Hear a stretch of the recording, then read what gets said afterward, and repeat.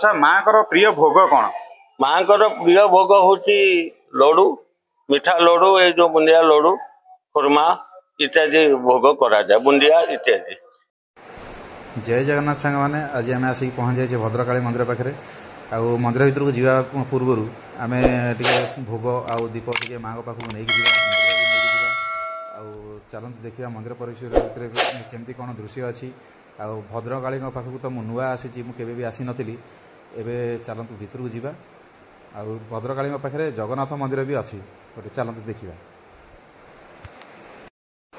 सामने देखुवे एठी अच्छी जगन्नाथ स्नान मंडप आउ जगन्नाथ सहित एठी जेहेतु भद्रकाली अच्छा भद्रकाली भी गोटे आस्थान बनिया आउ मंदिर भीतर को आसा पूर्व मु माइक नहीं आसी माइक रे किसी आपन को जनइबी बोली वॉइसटा भल क्लीयर हम बोली किंतु दुर्भाग्यवशतः माइक टी खराब हो जाइए मोर लिपसिंग मिसी पार नथिबो एटा आपण माने देखि पारुथिबे जे मु पुणी थे वॉइस ओवर देइछि। चलतु देखिए ये माँ यज्ञर प्रस्तुति भी चली दीपावली टाइम रे ये माँ यज्ञ हुए बहुत किसी अनुभूति मिल आपठी आसिले शांतिपूर्ण जगह माँ को पाखक जिते आम आसवा माँ को पाखे शांति मिलने ता कौन मिल टी दीप लगे जीवा माँ को टी दर्शन करवा माँ को मन कथा कहवा तापर पुणी आउ थे आम आगे जा आम आग कम को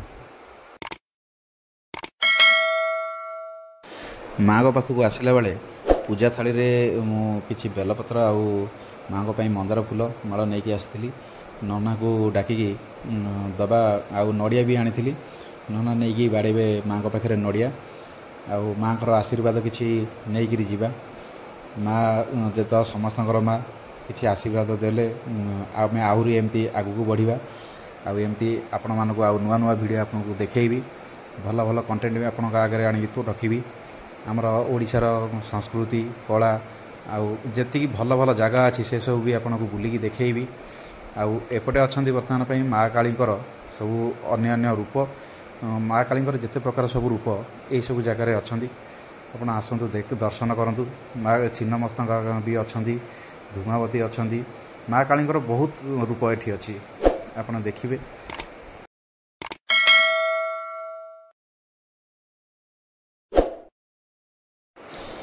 आसतु देखा आगु को जगन्नाथ मंदिर पाखक जावा जगन्नाथ मंदिर को केमती कौन अच्छी से दृश्य टी देखा आ माँ को पाखे तो बहुत जाकजमक दीपावली पालन करा जाए बाउंस फाउंस सब पड़ी टेंट बंधा दीपावली दिन आप आसिले से दिन माँ को पाखे बहुत बढ़िया भोग हुए आउ पूजा भी बहुत भल जगह हुए आप देखिए एपटे जगन्नाथ अच्छा आउ एपटे अच्छा आमर महादेव आउ किछि बाट एपटे टिके बुलिला परे अच्छा आमर विष्णुकर सब अवतार सब अच्छी ये मूर्ति आउ बामन मूर्ति मत्स्य मूर्ति भगवान जी सब प्रकार अच्छी अवतार सब ये अच्छी आउ एपटे रहिले जगन्नाथ बलभद्र सुभद्रा।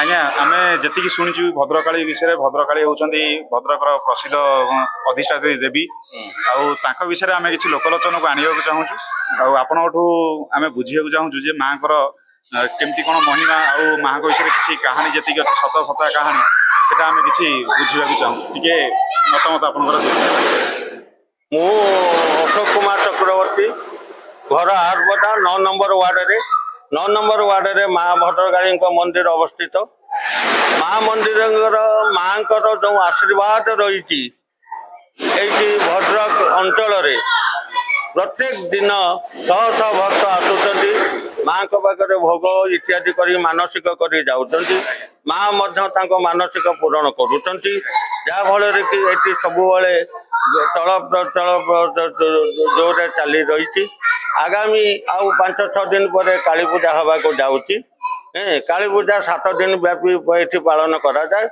यही 7 दिन हजार हजार भक्त आसिक माँ को दर्शन करती शेष दिन अति कम 15,000 लोक कम हुए ना एवं माँ प्रसाद प्रत्येक दिन ही ये मागणार मिले माँ को पाखे से दिन 7 दिन हारारी 15,000 लोक भाई प्रसाद सेवन करके सब जाती माँ को पाखे आशीर्वाद समस्त नियंती ମାଙ୍କର ଆଶୀର୍ବାଦ ନେଇକି ସମସ୍ତେ ଘରକୁ ଫେରନ୍ତି।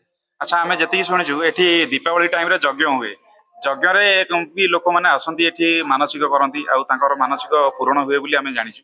ନିଶ୍ଚୟ ଆଉ ସେ ବିଷୟରେ କିଛି ଟିକେ କହିବେ? ମାଙ୍କ ପାଖରେ ଯୋଉ ଯଜ୍ଞ ହୁଏ 7 ଥର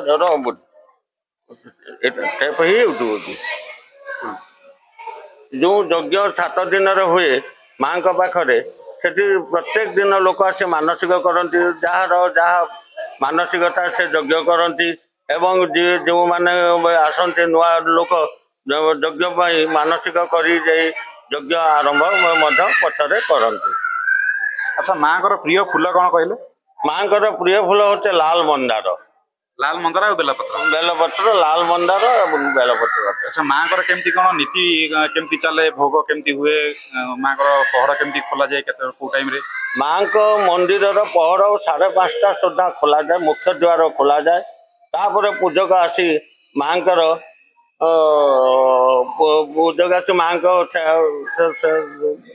ବିଭିନ୍ନ ପ୍ରକାର ନୀତି ସେବା କରନ୍ତି। ମାଙ୍କୁ ଗାଧୋଇ ଦେଇ ହଳଦୀ ତେଲ ଇତ୍ୟାଦିରେ ଗାଧୋଇ ଦେଇ ମାଙ୍କୁ ନୂଆ ଶାଢୀ ପିନ୍ଧାନ୍ତି।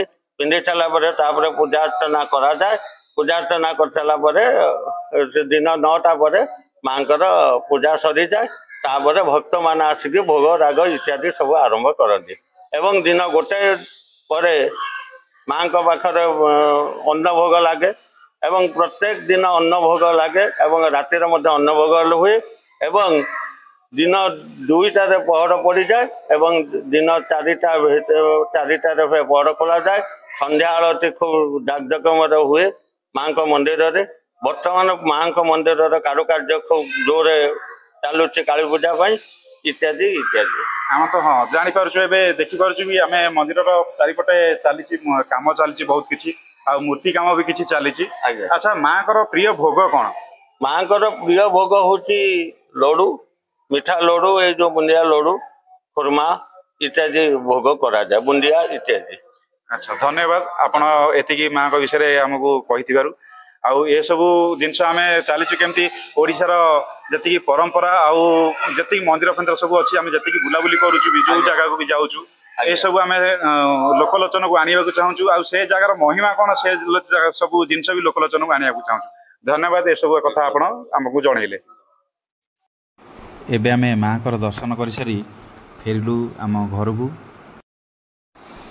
ଆଉ ଏପଟେ ମାଙ୍କ ସାମ୍ନାରେ ଗୋଟେ ବଡ଼ ପଡ଼ିଆ ଅଛି, ଏଠି ପିଲାମାନେ ଖେଳାଖେଳି କରନ୍ତି, ନେଟ୍ ବି ବନ୍ଧା ହେଇଛି। ଆଉ ଗୋଟେ ଯାତ୍ରୀ ନିବାସ ମଧ୍ୟ ଅଛି, ଲୋକମାନେ ଆସିଲେ ରହିପାରିବେ ଏଠି।